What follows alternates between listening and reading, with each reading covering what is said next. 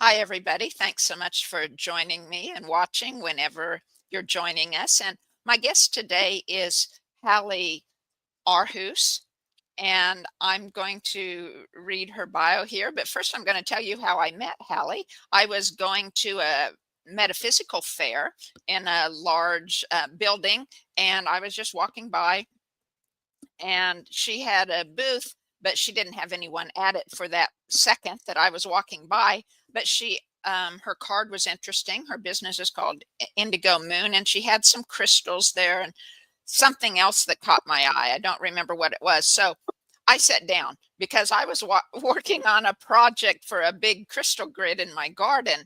And so I was just shooting the breeze with Hally and getting some ideas of what crystals might be good to use and things like that. And she was a wealth of information and freely gave me um, all sorts of her ideas and advice. And it was really nice. And so I'm excited to visit with her again because I really enjoyed our visit the first time. And so I'm going to read her biography here for you. Hally Aarhus is a fourth generation gypsy on her father's side of her ancestors and a fourth generation witch on her mother's side. She has been a certified crystal healer and Reiki master for close to 20 years and has been traveling the United States for 10 years, giving intuitive crystal readings and lecturing and teaching her craft under her business name of Indigo Moon. And she gives her Facebook and Instagram connections Bye. below if you want to, in the description below that I'll put in the video.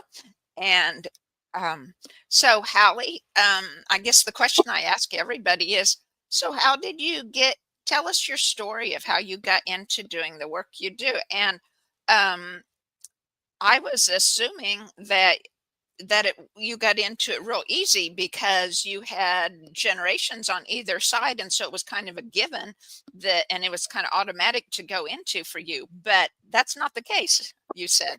No, it's not the case, actually. Neither side of my family exhibited any, gypsy witch type tendencies. I mean, my great grandmother on my father's side was, by all accounts, a gypsy.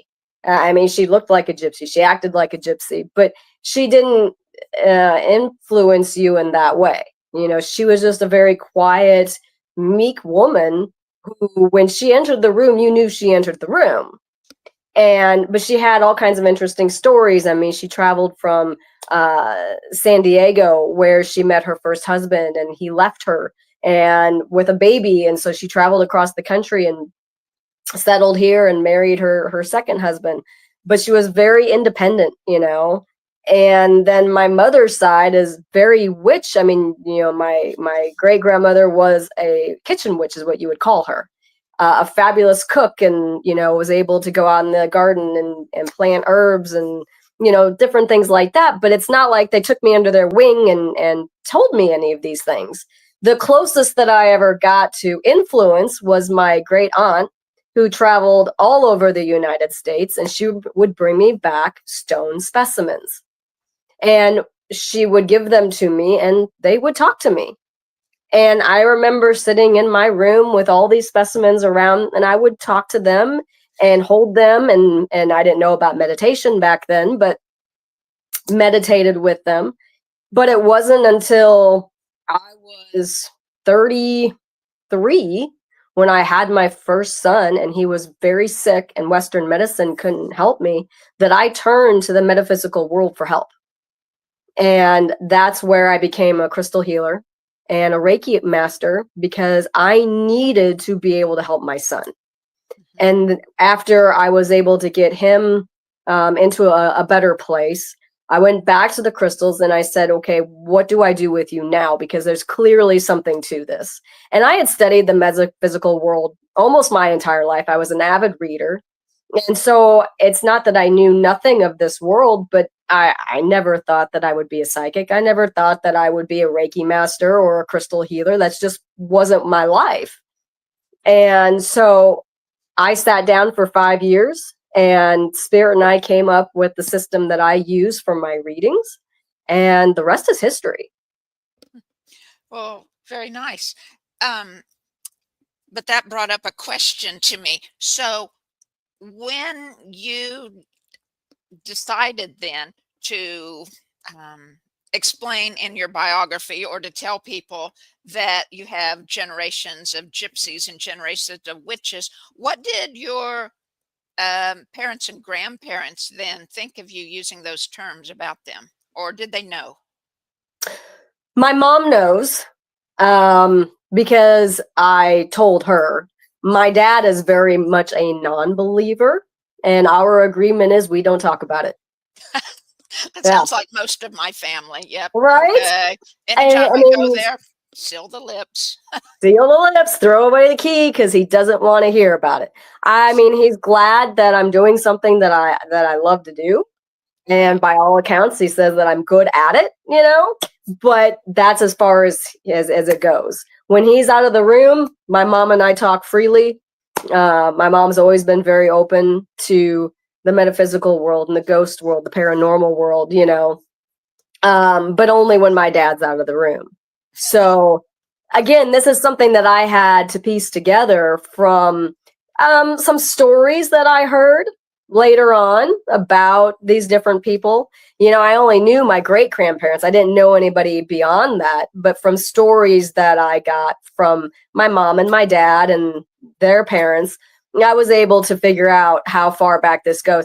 And it goes back further than that. I just, I don't know them, and the stories kind of stopped. So, Right. So could you tell me or tell listeners, um, how do you see it being the difference between gypsies and witches? Where is there a line, or are there distinct differences? I think there's a distinct difference, especially in the use of magic. Gypsies are very earth, and so are witches, but gypsies typically don't use energy in the same way. It's hard to describe because as a witch, you think of, sparkles coming out of your hands and stuff like that. And there's a very real energy when I think of my witch side.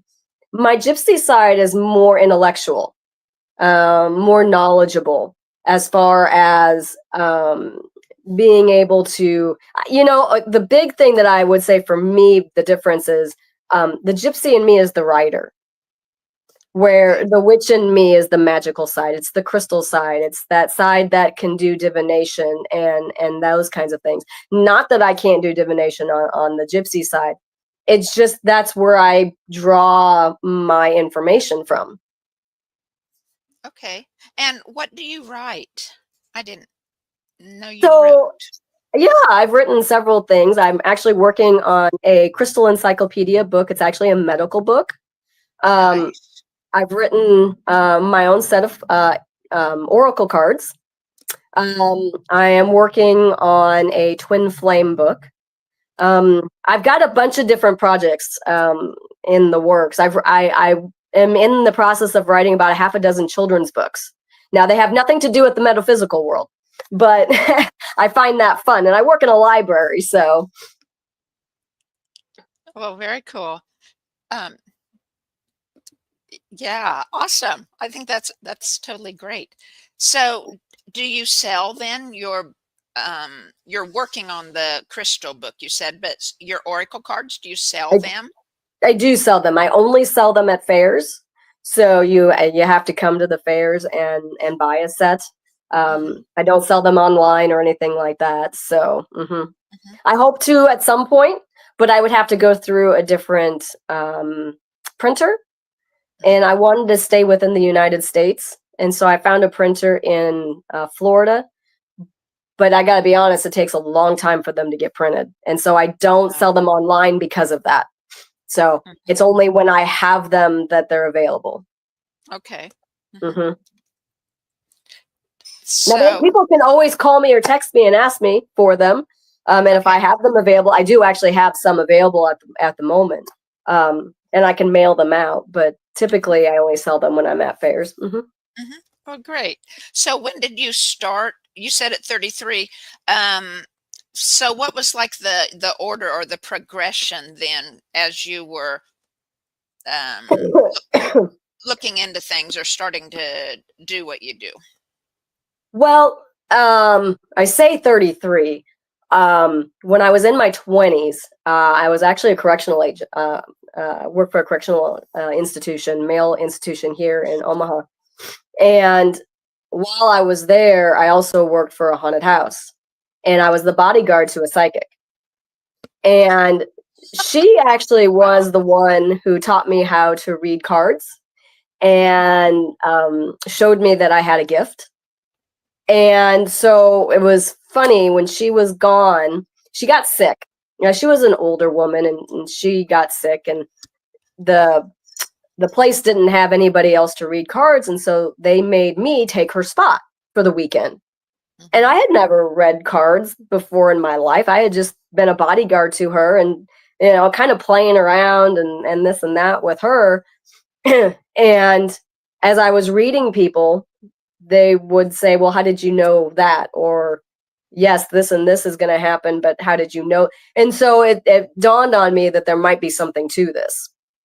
So that was in my early 20s that I was doing that. Of course, I didn't do anything with it until I was, let's see, my early 40s is when I started reading professionally.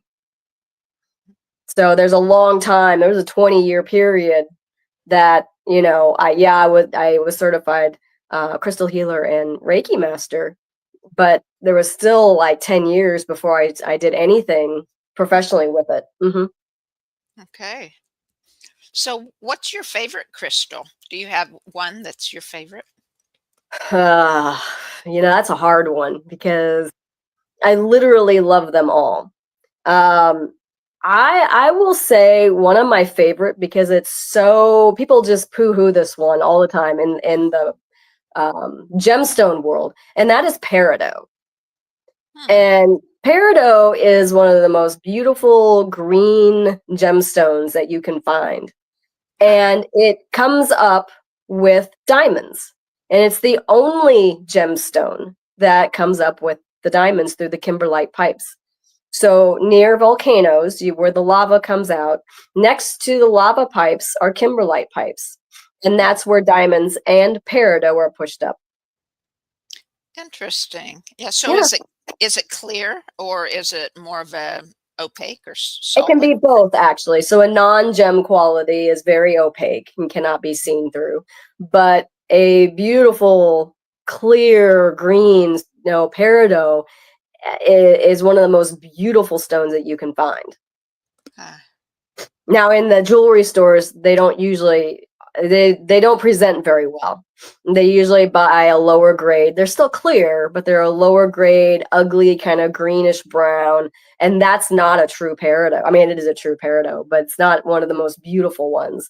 I wish I had brought an example of it because they are just truly a stunning gemstone. and what's their properties then to help us? So peridot, as in any green stone, would be a heart stone. It Hmm. goes right to the heart chakra. And so it'd be for healing. And it would also be for abundance and for anything good that you would want to bring into your life. It's also a very protective stone, which most people don't think of heart stones as being protective, but they are some of the most protective stones. Your rose quartz, your kunzites, your even your some of your lavender amethyst, they are protective. They are meant to protect your heart space and your aura in that space and bring people into your life that's meant to be into your life and kind of keep at bay those that should not be there. So, when did then you start using, um, because you'd said you got into crystals early, right? Or Mhm. crystals and Reiki were one of your first, and now you were explaining the emotional type benefits or the energetic benefits. But were you got into them first for physical healing properties and then branched out into using them for others, or they were all the same for you? I think it's all the same to me. I didn't realize as a kid what I was using them for. When I was putting them around me and talking to them, it was just a grid, right? It was Mhm. meant to bring something into my life. My father growing up was not very nice. He was autistic. He still is autistic. And he had a very short temper. And, you know, looking back, I really used those crystals to protect me from him. And I would also use them, and also unknowingly, to feel where he was. You know, when's he coming home? When's he walking through that door? Because you never knew what kind of person you were going to get when he walked through that door. If he was in a good mood, my dad could be one of the most fabulous person. You could have a conversation with him, and for hours he would talk. But if he was in a bad mood, yeah, you needed to know that, because us kids ran and hid. And so I did. Like I said, unknowingly would use those crystals as a grid and a guard against anything that was going to harm me. But crystals, regardless if you're using them for healing or readings or, you know, whatever, are an emotional stone. All of them, every single last one of them, they go to the emotions, you know. And so I don't think we can separate, well, I'm going to use this stone for this and this stone for this, because the stone actually picks what it's going to do for you. Really, it's not the other way around. I mean, yes, you can say to a rose quartz, hey, you know, I want you to help teach me self-love, but maybe that stone has a different idea for you. You know, maybe it's to bring a best friend into your life, right? And you're thinking, hey, I'm supposed to be working on self-love here, but that best friend comes in to help you also work on that self-love. Maybe we take an apophyllite stone because we are lost. Maybe we've lost our path on our way and we just don't know what to do.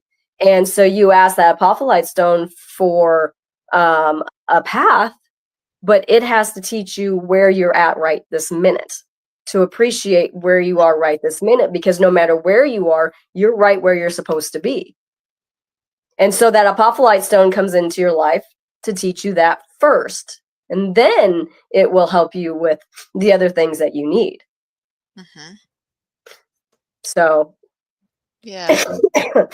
Well, I know I still don't know the names of a lot of the crystals I have, and I like the raw ones that for the most part are uncut or unpolished. But it's like, you know, if I come across one in the dirt, right, that just catches my eye, it's like, okay, I pick it up and hold it and feel its energy and kind of ask it, or you know, within the energy saying, well, do you want me to keep it? Do you want to go inside? Do you want to stay outside? You know, and if it wants to go inside, well, do you want to be on my hologram for my work, you know, my biofield sessions, or do you want to be somewhere else in the house? Right. And, you know, they definitely have their own wants and needs. And, you know, people tell me all the time, well, this crystal disappeared, or this crystal moved. And I said, well, that's because it either didn't like where it was at, or if it disappeared, it's done. It no longer needs you, or vice versa. And so it will remove itself from you. And yes, sometimes it comes back and sometimes it doesn't.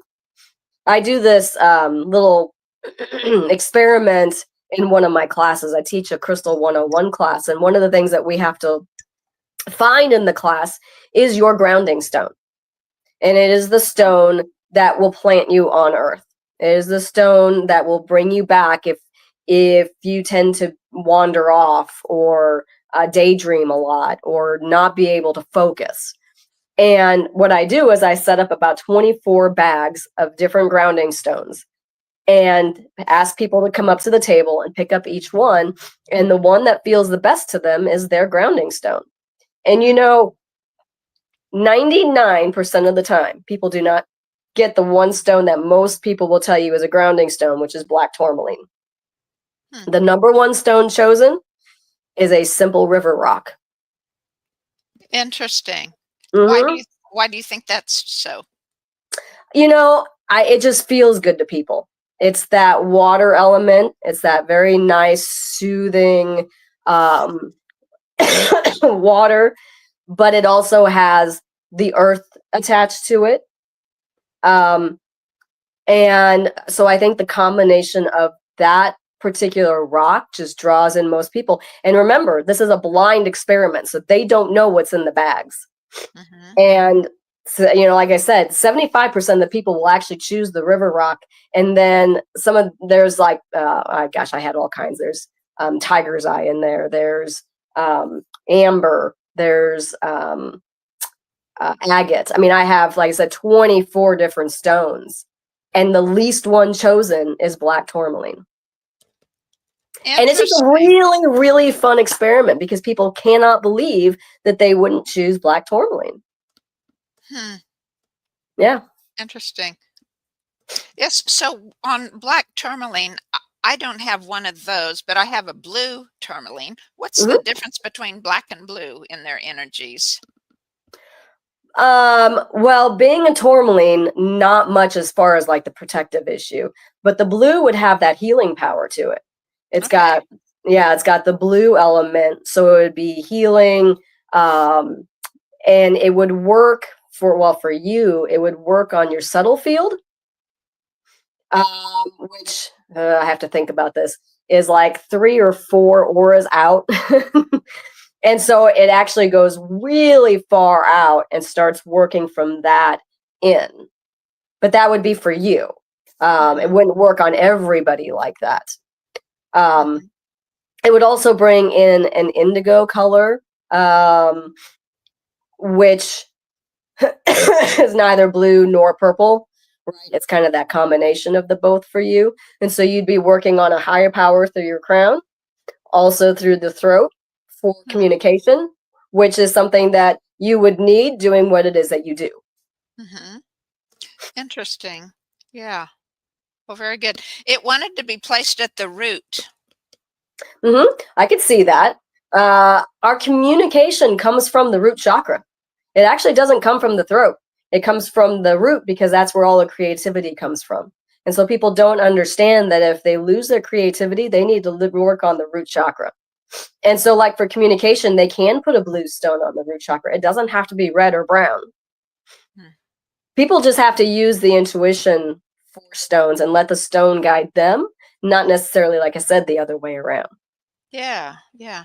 So, talking about the energy reminded me, I just started a feng shui class, and so I'm learning that I guess I should have thought of it before, but I didn't see the house as having a soul or spirit, right? I mean, I knew that buildings retained energy, but I didn't think of it as, as their spirit, right?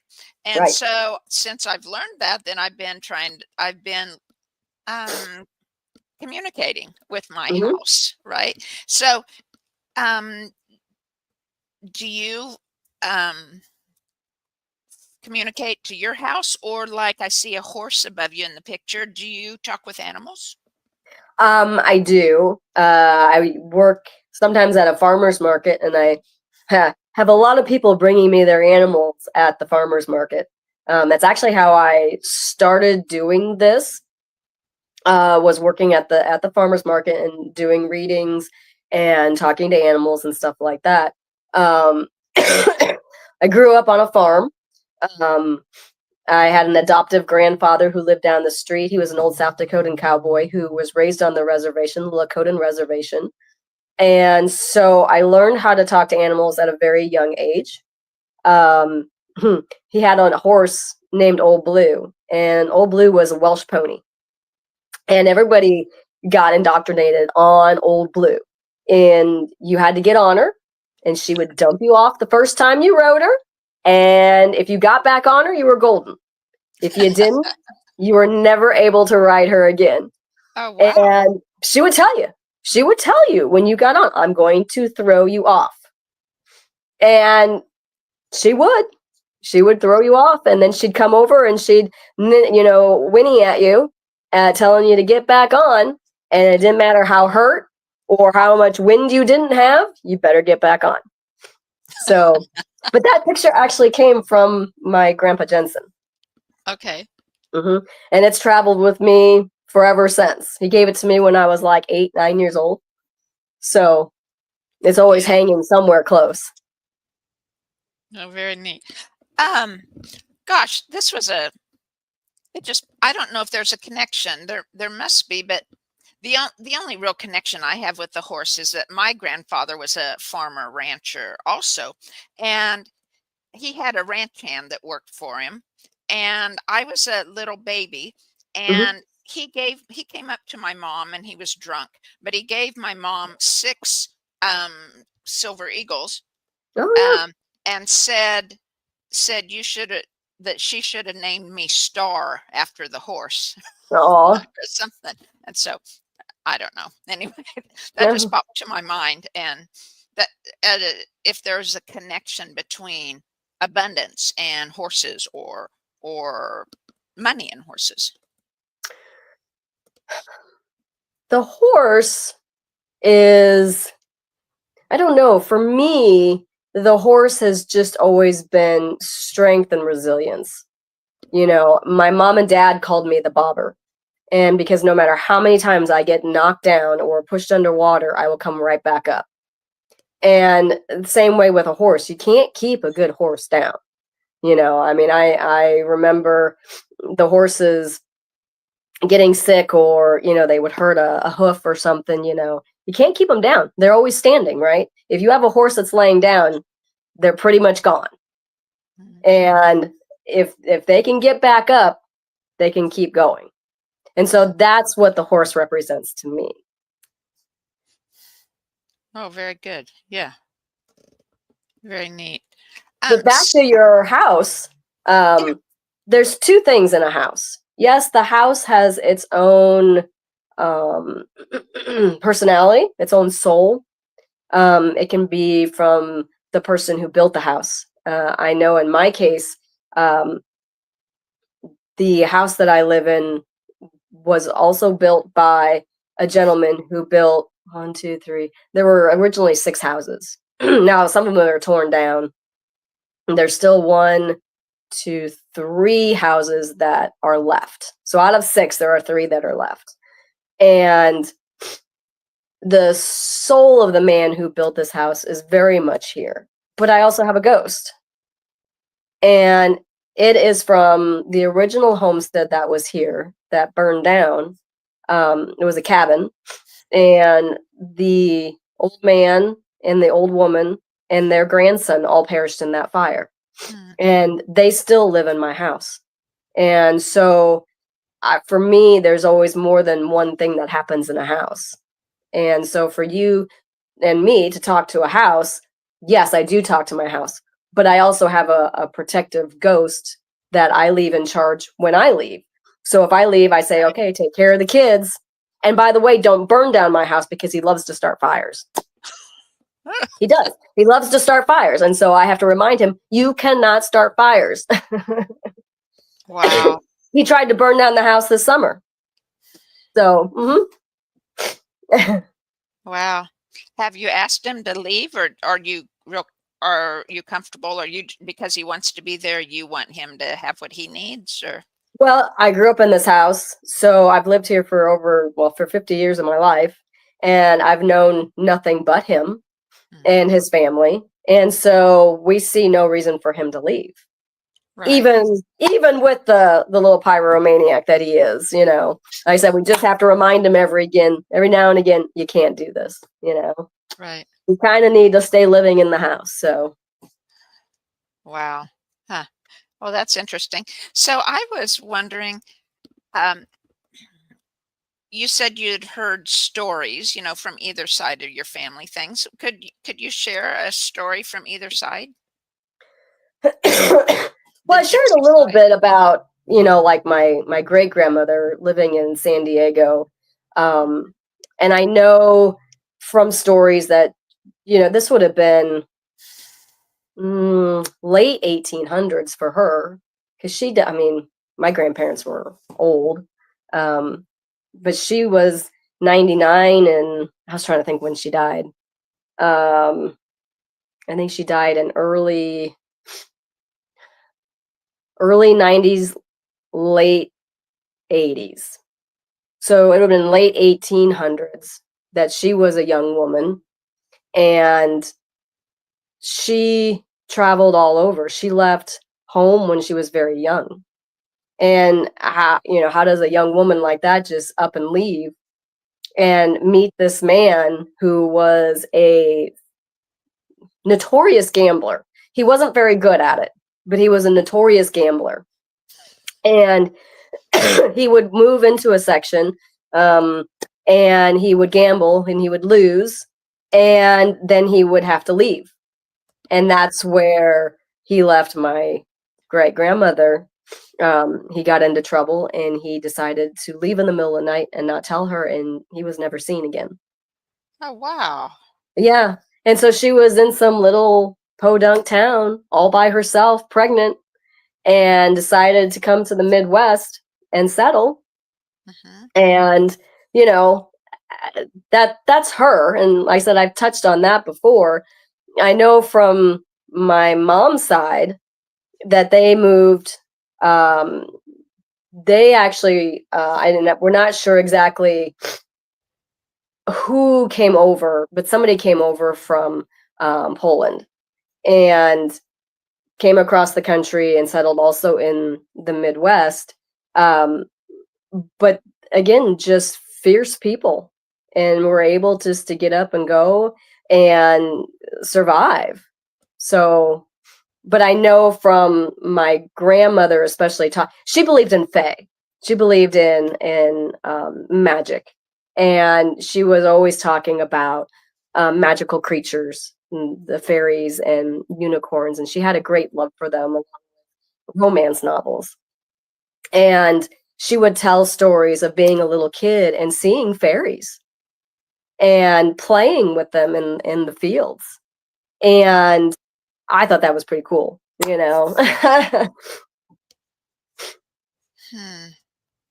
you? And I was too little to know or to have a conversation with my great grandmother. Would have been my grandma's mom, but I didn't really know her all that well. I just know from my grandma that she was magical in the kitchen. I mean, the woman could cook like none other. And my mom recounts stories of her cooking and has tried to copy her recipes. Now, my mom's a horrible cook. I'm not even gonna lie. She's a horrible cook. She ruined every basic dish growing up, and I thought food was actually just really that bad. Until I started eating at other people's houses and restaurants, and then I'm like, oh wait, no, it's just my mom. I know that sounds terrible, but Mom, if you see this, I am so sorry. But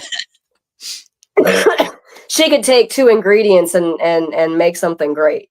She was just that kind of a person, and you have to have magic for that. So very cool.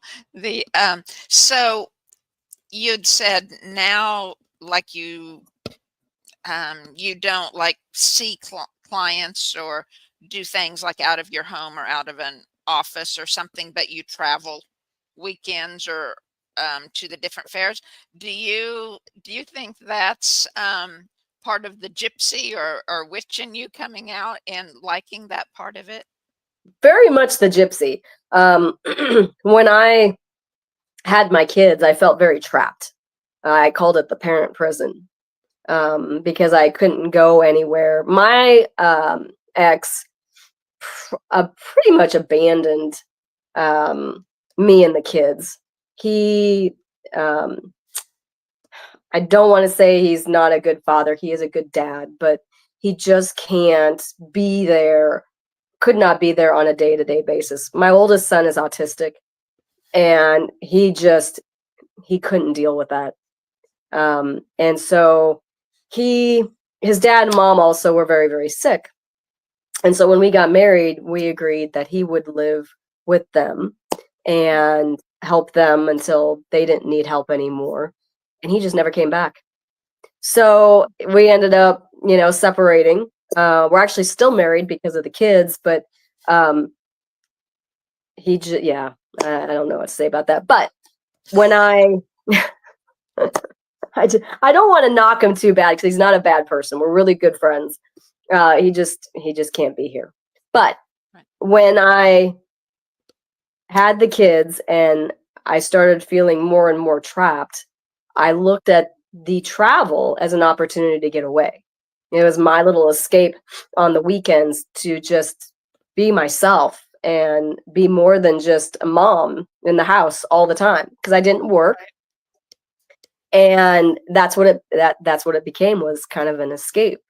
And now that my kids are older and they don't really need me, now it's for something to do. I don't have to feel, alone. And I mean, my kids are still at home. They're almost 19, almost 16, and 13. But they're old enough that they've got friends and they've got jobs and they have school and a whole life that doesn't include me. So, the travel is for me now. But when I am at home, it is still about them because they do still need the mom taxi, and go out and do things with them and stuff like that. So that's why I don't take clients at home. Is when I'm home, I'm home. When I'm on the road, I'm on the road. Yeah, that's nice. Yeah, Hmm. good. Hmm. But I think if it weren't for that, I would be driven crazy by not going anywhere and doing anything because I very much am a traveler. Hmm. Well, one of the things I saw also, um, I think it was on your business card because I picked up one of your business cards when I met you at the metaphysical fair, and it had said you did children's oracle readings, Mhm. and I don't know. Would you want to speak more about that? Um, I can. There's a lot of people in the metaphysical world that will not read children. Um, their paths change a lot. Um, it's not set. And I think people don't know how to relate that sometimes to the parents. And I got to be honest, when I first started, I didn't do children either. Um, I didn't want kids are kind of hard to read. I'll be honest, kids are kind of hard to read because of their ever-changing path. They don't know what they want to do. And because of that little thing called free will and being able to change whenever they want. And so what I do now is I don't necessarily read as to what it is that they're going to be doing in life. I read who they are. I tell, parents that this is their personality, that this is what they could be doing. Now, hmm. once in a while, I do get star children who are aliens, basically, and they come here for a very specific job. They have an idea or they have a concept that they need to implement. And those kids are a little bit different. But most kids, I read just for personality, just for um, some ideas that they could be doing. So Okay. I enjoy the children's readings. Um, they find me very safe. I get a lot of kids at my table who are very curious and just kind of want to talk. Um, and I got to be honest, it's one of the reasons why I do kids. Um, I get a lot of suicides at my table, and kids, especially teenagers, especially, are very, very prone to suicide. And I have helped many parents navigate a suicidal teen. Wow. How do you And do that? Through your readings? through the reading, yep. And I'm very open and honest with kids. I'm very poignant. I will ask them point blank if I feel that in their aura. If they have attempted or feel like they want to attempt, and they are very honest back with me. And if the parent is sitting there, we have a conversation. If the parent is not sitting there, I will ask them if I can pull the parent in. And usually the kids are very open to having the parent come and sit down and talk. Yeah. Hmm. Oh, So that's one of the reasons why I read kids. And one of the reasons that a lot of people won't read kids because they don't want to know that. They don't want to get involved in that. ah, that's beautiful. So, do the children like it? I suppose maybe I don't know. Maybe I was thinking maybe it was more for the older ones, but maybe not. When you're telling them the giving them ideas of what you see that they might be interested in. I could see where sometimes that could be very helpful because maybe they weren't aware, or it was something their family doesn't do or Mhm. something. And so it wasn't really in their radar, and it would help them maybe consider, or, pop a little seed in there of something that their energy might be very happy doing. Well, there's, and some parents have very clear ideas of what they think their children should be doing.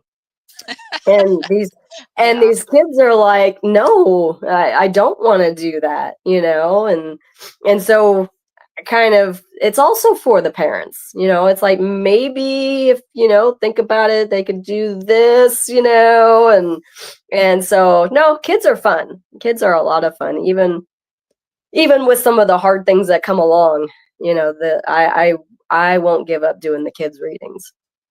Uh, So, yeah. So, what do you see yourself then doing, say, once your kids are grown, say another 8 to 10 years? What's in your desire in there? Have you looked into all that? I have been wanting to start a mobile metaphysical store, and that's what I will do when the kids are gone. When I'm no longer tied to a house, or if I give the house to the kids or whatever, I will retrofit a huge vehicle and just travel around the country and do that. And stop here and there and just meet people and do readings and sell little trinkets just like a gypsy. Well, I think that'd be fun. What popped in my mind was, say, oh, what are they called? Sometimes the towns or cities will have Friday night art walk, or Mhm. walk in the park or whatever, and you could just pull up there next to the hot dog stand. Yeah. Yeah, and I've always wanted an old streetcar, or like a Oh, double-decker bus or something like that, yeah. and pull it on a trailer and just pull up someplace and have beautiful, ornate, woodwork on it, and just really fun and cool so people want to come and see you. Mhm. That would be great. Yeah. I would love to come see you. Be I sure to know, let me right? know It's when a you do. good Yep, I think it would be Yeah. fun. Uh, So well, for sure. Yeah. Well, and then I awesome. could call the kids and go, "Hey, I'm in this city now, so if you wanna come see me." That's right. Mhm. Oh, beautiful. Mm, very beautiful.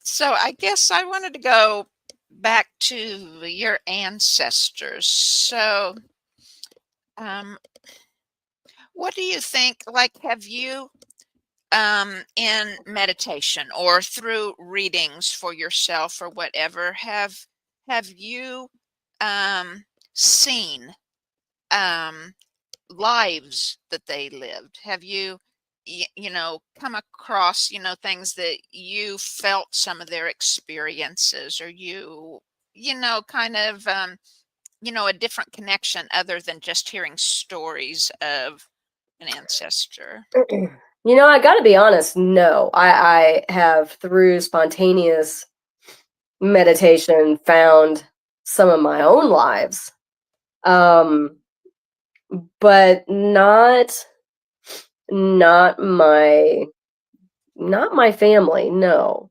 Um, and I know that sounds kinda weird, but I am in a brand new soul family.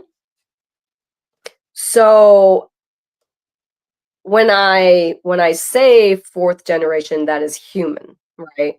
Hmm. Um, my birthright as a soul is a split between gypsy and witch.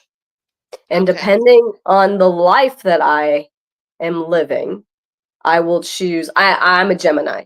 Um, Now I know through meditation that I am born almost exclusively under the Gemini sign.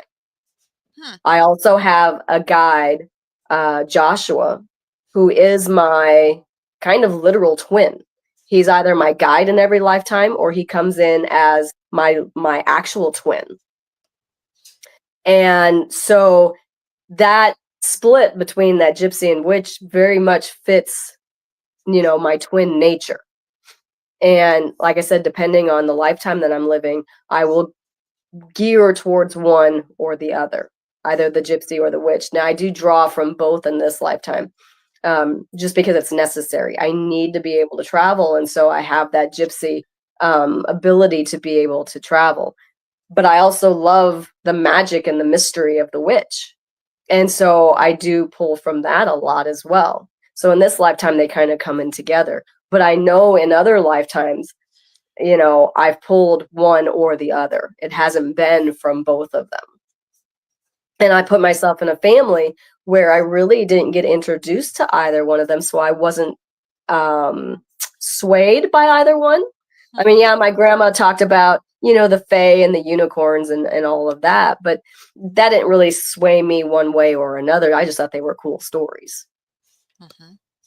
So. Yeah. Yeah, I've wondered too if I'm Aquarius. My birthday was last week, and I've kind of wondered too if I always came as Aquarius. We tend to like structure, and so you will look alike in a lot of your lifetimes. You will sound alike. You will choose your name and keep it for, multiple lifetimes. And so there are things that we do to kind of make ourselves comfortable in each of those lifetimes. I can give you an example of a name. My middle child, Olivia, when I was pregnant with her, I actually moved to a new house. And when I walked in the door, I saw this little girl with red hair standing in the doorway of this new house. And I knew she wasn't real, but she sure looked real. And she looked at me and she goes, "Hi, Mom, I'm your daughter." Oh, whoa. And I was like, Yeah. "Well, hi, how are you?" And she goes, "Great." She goes, "I came here to tell you one thing and one thing only." I was like, "Well, wonderful." And she goes, "I came here to tell you my name." Really? And she goes, "I don't like any of the names you chose for me. My name is Olivia."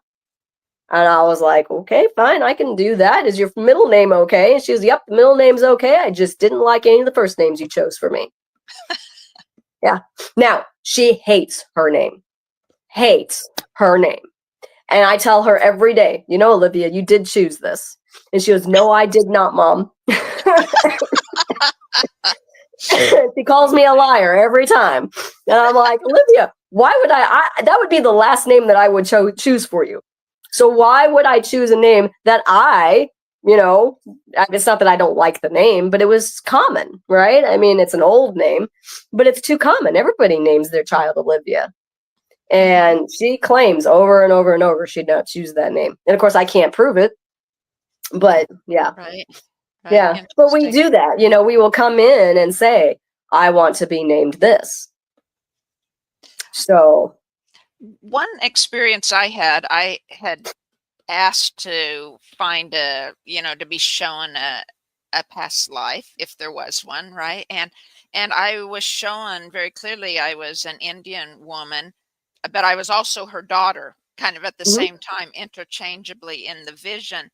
And it was like, I've always now in this life have always thought it would be so awesome to be even keeled in everything, because I'm up and down and up and down, deep and wide, and and um and this lady, this me in the other life, she was so calm, and I could tell things that she was looking at that were very tragic or whatever, and she stayed so calm in everything.